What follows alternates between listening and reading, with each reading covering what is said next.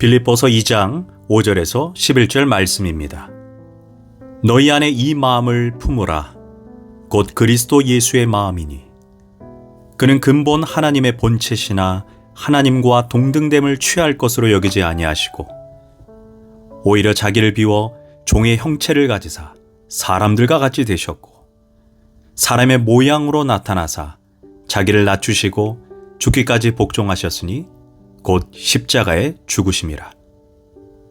이러므로 하나님이 그를 지극히 높여 모든 이름 위에 뛰어난 이름을 주사 하늘에 있는 자들과 땅에 있는 자들과 땅 아래 있는 자들로 모든 무릎을 예수의 이름에 꿇게 하시고 모든 입으로 예수 그리스도를 주라 시인하여 하나님 아버지께 영광을 돌리게 하셨느니라. 할렐루야, 오늘도 좋은 날입니다. 빌립보서 2장 5절에서 11절 말씀 묵상입니다. 오늘은 예수님의 마음을 품어라 라는 제목으로 말씀을 나누도록 하겠습니다. 오늘 본문은 이렇게 시작합니다. 너희 안에 이 마음을 품으라. 곧 그리스도 예수의 마음이니. 우리가 예수님의 마음을 품는다는 의미가 무엇일까요? NIV 영어 성경을 보면 예수 그리스도와 같은 사고방식을 가져라 이렇게 되어 있습니다. 즉 예수님이 사랑하는 것을 우리도 사랑하는 것, 예수님이 미워하는 것을 우리도 미워하는 것, 곧 예수님의 마음을 품는 것입니다. 그런데 우리 모두는 예수님의 마음을 품지 못한 채 신앙생활을 합니다. 우리가 예수님의 마음을 품기 위해서 먼저 예수님의 마음을 알아야 할 것입니다. 빌립보서 2장 5절과 6절은 이렇게 말합니다. 너희 안에 이 마음을 품으라. 곧 그리스도 예수의 마음이니. 그는 근본 하나님의 본체시나 하나님과 동등됨을 취할 것으로 여기지 아니하시고 곧 예수님은 삼위일체 하나님으로 성부 하나님, 성자 하나님, 성령 하나님은 누군가 위에 있거나 아래 있지 않고 본질상 하나이시면서 완전히 동등하고 동일한 분입니다. 그런데 성자 예수님은 자기를 성부 하나님과 동등한 지위로 주장하지 아니하시고 스스로 자원하여 자기를 비워 종의 형체를 입고 십자가까지 내려가셨습니다. 기독교 변증가인 오스 기니스는 그의 책 생명에서 이 사건을 위대한 하강이라고 표현했습니다. 기독교는 위대한 상승에 대한 이야기가 아니라 위대한 하강에 대한 이야기라고 했습니다. 얼마나 높아졌느냐? 얼마나 성공했는가가 세상의 이야기라면 기독교는 얼마나 낮아졌는가? 얼마나 섬기는 자리로 갔는가? 즉 겸손의 이야기라는 것입니다. 그래서 예수님을 믿고 얼마나 성공했느냐를 묻는다면 기독교를 이해하지 못한 것이고 어디까지 낮아지고 겸손해졌는가를 묻는다면 기독교를 제대로 이해한 것입니다. 오늘 본문에서 예수님에 대해 하나님과 동등됨을 취하지 않고 자기를 비웠다라고 말씀합니다. 여기에서 자기를 비워라는 단어가 헬라어로 케노시스입니다.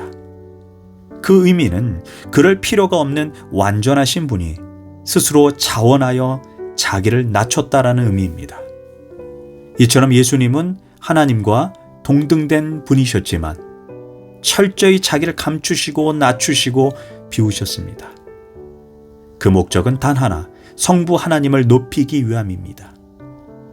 사람들이 예수님을 선하다고 부를 때도 예수님은 이렇게 말씀했습니다. 예수께서 이르시되 내가 어찌하여 나를 선하다 일컫느냐? 하나님 한 분 외에는 선한 이가 없느니라. 예수님은 철저히 자기를 비우시고 오직 하나님만 높이는 삶을 사셨습니다. 사람들이 성자 예수님이 성부 하나님보다 열등하다는 오해를 받을 정도로 자기를 낮추셨습니다. 이것이 예수님의 자기 비움의 마음입니다. 바울은 바로 그런 마음을 우리 안에 품으라는 것입니다. 나를 통해 내가 보이는 것이 아니라 나를 철저히 비워 오직 하나님만 드러내는 삶을 사는 것, 이것이 예수님의 마음입니다. 나도 보이고 하나님도 보여서 사람들 헷갈리게 하지 말고 철저히 나는 죽고 오직 하나님만 드러내야 합니다.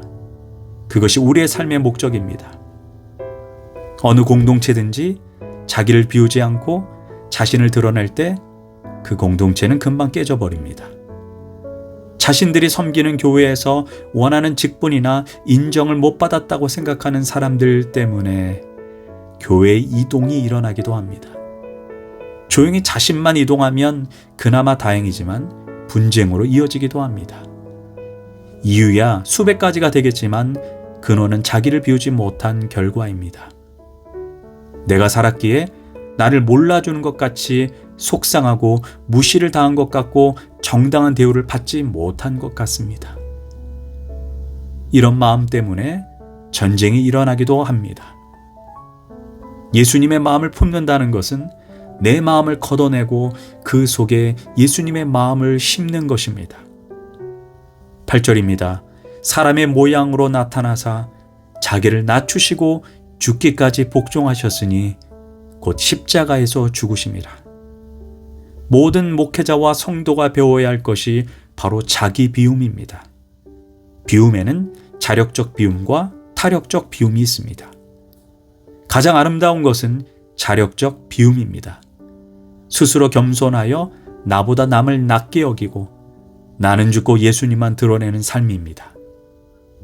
반면 타력적 비움은 그 사람의 욕심과 탐욕, 죄로 인해 외부적 힘에 의해 강제로 비워지는 것을 의미합니다. 물론 그 가운데에도 보이지 않는 하나님의 손이 있습니다. 그런데 왜 하나님은 우리를 이토록 비우게 하실까요? 비워야 채워지기 때문입니다.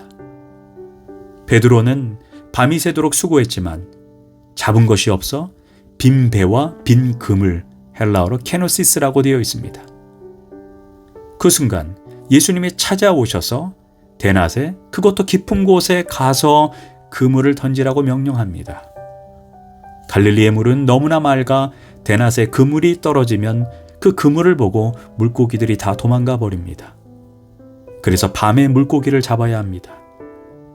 또한 갈릴리 바다의 플랑크톤은 육지 주변에 있어 절대로 깊은 곳에 가서 물고기를 잡지 않습니다. 그러나 베드로가 자신의 상식으로 자신의 인간적인 힘과 지혜로 아무리 그물을 내려도 물고기를 잡을 수 없는 빈 배, 곧 케노시스가 되었습니다. 완전히 빈 배, 빈 마음이 되니 자신의 지식과 경험도 소용없다는 것을 비로소 알았습니다. 그때야 베드로는 예수님의 말씀에 절대적으로 순종할 수 있었던 것입니다. 그리고 그 순종은 빈배를 만선으로 바꿔 놓았습니다. 또한 성경에서 케노시스의 절정이 나옵니다. 바로 가나의 혼인잔치 사건입니다. 일주일 동안 잔치를 치러야 하는데 3일 만에 포도주 통이 비어버린 것입니다. 바로 케노시스가 일어난 것입니다. 완전히 비어버린 그 위기 상황에서 잔치가 초상집 분위기로 바뀌려는 그때 예수님은 완전히 비워진 그 통을 확인하고 그곳에 물을 부으라고 했습니다. 그 통에 물을 부었더니 물이 포도주로 바뀌어 잔치를 계속할 수 있었습니다. 이처럼 베드로 비워진 포도주 통에 나타난 한 가지 공동점이 있습니다. 모두 예수님을 만났다는 것입니다. 비워진 그곳을 다른 것으로 채우기 전에 우리는 예수님으로 채워야 합니다. 그때 비움에서 채움이 시작되는 것입니다. 또한 우리는 예수님의 하강, 겸손을 배워야 합니다. 예수님의 위대한 하강이 더 이상 낮아질 수 없을 때까지 낮아지고 겸손해지자 그 다음에 일어난 것이 위대한 상승이었습니다. 이러므로 하나님이 그를 지극히 높여 모든 이름 위에 뛰어난 이름을 주사 하늘에 있는 자들과 땅에 있는 자들과 땅 아래에 있는 자들로 모든 무릎을 예수 이름에 꿇게 하시고 모든 입으로 예수를 그리스도라 시인하여 하나님 아버지께 영광을 돌리게 하셨느니라. 예수님이 하늘에 계시다가 땅 위로 오시고 그리고 땅 아래로 내려가서 장사되신 이유가 나옵니다. 땅 위로 하강하시지 않으면 땅 위에 사람을 구원할 수 없고 땅 아래로 내려가시지 않으면 사망 권세에 놓인 자들을 구원할 수 없기 때문입니다. 결국 모든 사람을 구원하시고 그들을 하나님 아버지께로 돌려드림으로 하나님께 영광 돌리기 위해 위대한 자기 비움으로 하강하신 것입니다. 그러나 하나님께서는 자기를 스스로 낮추고 비우셔서 진정한 겸손의 자리로 가신 그 예수님을 모든 이름 위에 뛰어난 이름을 주사 하늘과 땅과 땅 아래 삼중 권세 위에 뛰어난 위대한 상승을 주셨다는 것입니다. 우리도 마찬가지입니다. 하나님의 영광을 위해 스스로 낮아지고 섬김의 자리, 희생의 자리로 내려갈 때 하나님은 반드시 영광의 자리로 우리를 높여주실 것입니다. 기도하겠습니다. 주님, 예수님의 마음을 진정 품기를 원합니다.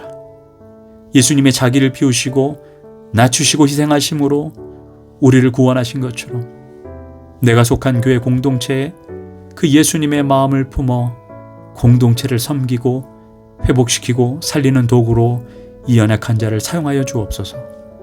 예수님의 이름으로 기도합니다. 아멘.